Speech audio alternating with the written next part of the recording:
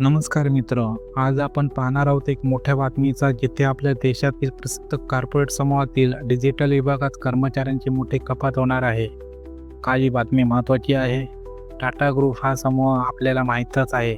विविध उद्योग, ब्रँड्स, नवीन टक्केवारी आणि भरपूर इतर बाबींची सक्रिय अशा ग्रुपमध्ये कर्मचाऱ्यांची मोठी कपात म्हणजे फक्त त्या कंपनीसाठी नव्हे, संपूर्ण डिजिटल व टेक्नॉलॉजी उद्योगासाठी एक संकेत ठरू शकतो. काय घडणार आहे? टाटा डिजिटल ही कंपनी टाटा निओ नावाच्या सुपर ॲपचा भाग आहे.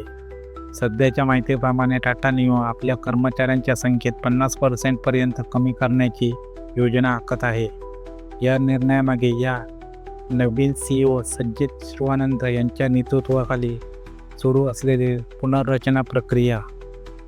काय कारण आहे? टाटा निओ सुरुवातीला मोठ्या अपेक्षासह सुरू झालेले होते, पण गेल्या 2 वर्षात त्याची वाढ अपेक्षेप्रमाणे झाली नाही.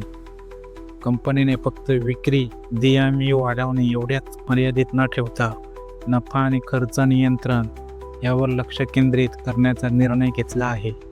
डिजिटल व्हर्टिकल्स एकत्र करून कामकाज सुलभ करायचे, अनावश्यक खर्च कमी करायचा हे पुनर्रचनेने मुख्य घटक आहे. परिणाम काय होतील? कर्मचाऱ्यांची संख्या मोठ्या प्रमाणात कमी होणार आहे, ज्यांचा व्यक्तिगत, कौटुंबिक आणि आर्थिकदृष्ट्या परिणाम मोठा आहे. कंपनीचे मॉडेल बदलत आहे. आता फक्त ग्रोथवर नव्हे, स्केलेबिलिटी आणि लाभप्रदता यावर भर दिला जाणार आहे. इतर डिजिटल ब्रँड्स आणि ई-कॉमर्स कंपन्यांची देखील आपल्याला धोरणाचा पुनर्वलोकन करावं लागेल, अशा सोबतचा संकेत आहे. गुंतवणूकदार आणि अर्थविषयक दृष्टीने काय?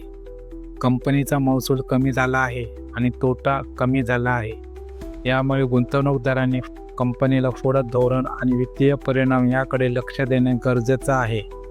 उद्योगातील स्पर्धा वाढली आहे. त्या पार्श्वभूमीवर अशा निर्णयाचे परिणाम पुढे कसे दिसतील पाहण्यासारखे आहेत. आपण काय करू शकतो? जर आपण अशा कंपनीमध्ये काम करत असाल किंवा करिअरचा विचार करत असाल, तर बदल स्वीकारण्यासाठी आणि स्किल अपडेट करण्यासाठी आधीपासूनच तयारी ठेवावी. गुंतवणूकदार असल्यास कंपनीचा अंदाज, पुरवठ्यासाठी आर्थिक अहवाल, पुनर्रचनेचे धोरण आणि प्रत्यक्ष निष्पादन एस्केलेशन यावर नजर ठेवावी.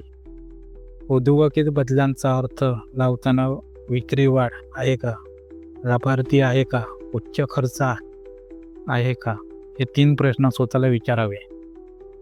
तर मित्रांनो, आज ही गोष्ट आपल्याला सर्वांसाठी एक स्मरणीय धडा आहे. ही केवळ वाढ महत्त्वाची नाही, कार्यक्षमता, लाभप्रदता आणि कर्ज नियंत्रण देखील तितकेच महत्त्वाचे आहे.